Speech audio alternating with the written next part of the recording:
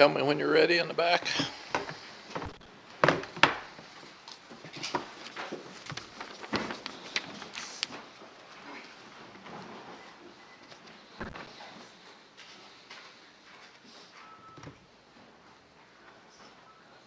Everybody ready? Got it? Congratulations to Georgia Tech. They played better than we did. They coached better than we did, and obviously won the game. Very disappointing for us. Uncharacteristically, we really played poorly on offense. We dropped passes. We had 6 sacks. We were 4 of 14 on third downs. We were 2 of 4 on fourth downs, which we've been so good at. And we only scored twice out of 5 times in the red zone and left a lot of points on the board. So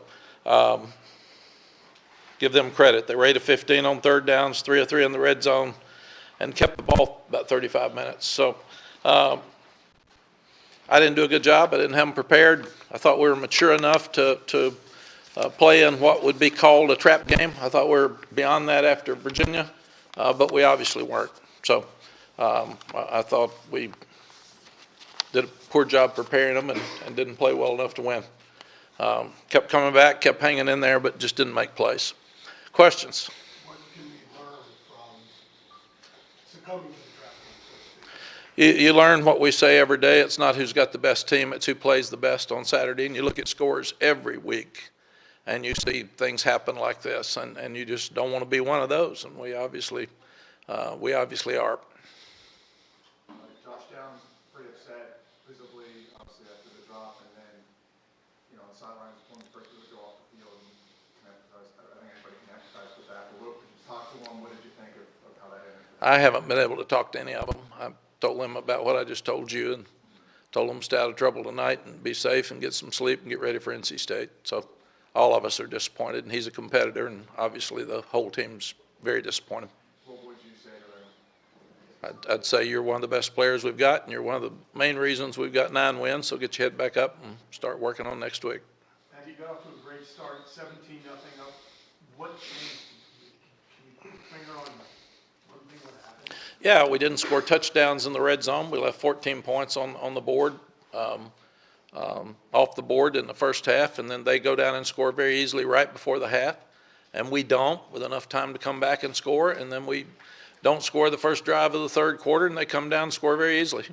So it's a 14-point swing when it should have been a 14-point swing for us. The middle five's really, really important, and they took advantage of going into halftime and the momentum coming out, and we never got it back.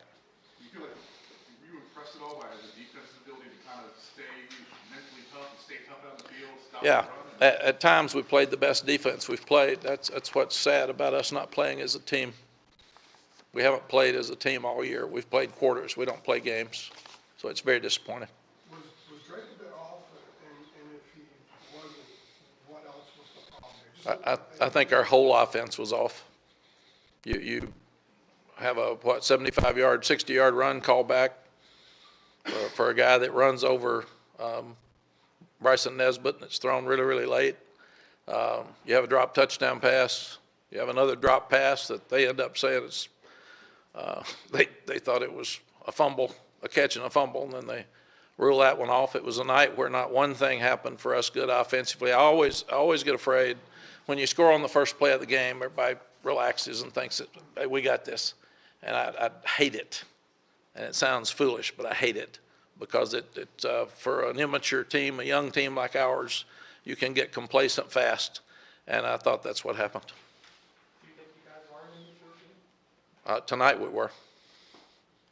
On offense, what do you think led to them being off a little bit? See some passes were missed, drops, calls. I think we screwed the whole thing up. 6 sacks, can't make third downs, can't make fourth downs, can't score in the red zone, drop passes. We get a first down run where there's a fumble and we lose 13 yards. I mean, there's so many uncharacteristic things that happened tonight. It's just it was a really, really awful night offensively. You said this week that Georgia Tech ruined your season in some ways last year. This obviously could again, depending on how you take it. I mean, how do you kind of wrestle with that idea where this could literally ruin your season, or you could still be ACC champs? Yeah. This team, this school hadn't won 9 games many times in their school history. So these kids have done an unbelievable job tonight, and tonight doesn't ruin that. It keeps them from getting a 10th win, which we felt like we should have done and came up short. You said earlier in the week that this would be sort of a test of the maturity of the team. Was the immaturity tonight, or did you see anything over the course of the week that I saw immaturity the week of the Virginia game. I didn't think I saw it this week, even though we weren't as sharp offensively during the week. But I didn't think we'd be this bad tonight. Coach, Ron, the saying in football is that you got to win in the trenches. Obviously, Georgia Tech comes up with 6 sacks tonight.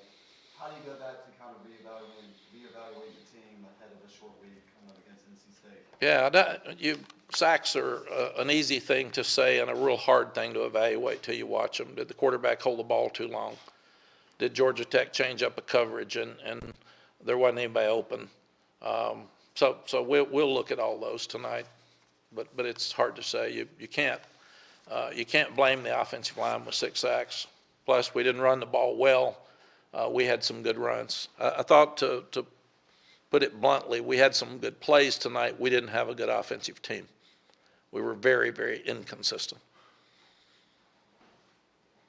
You guys good? All right, thank you.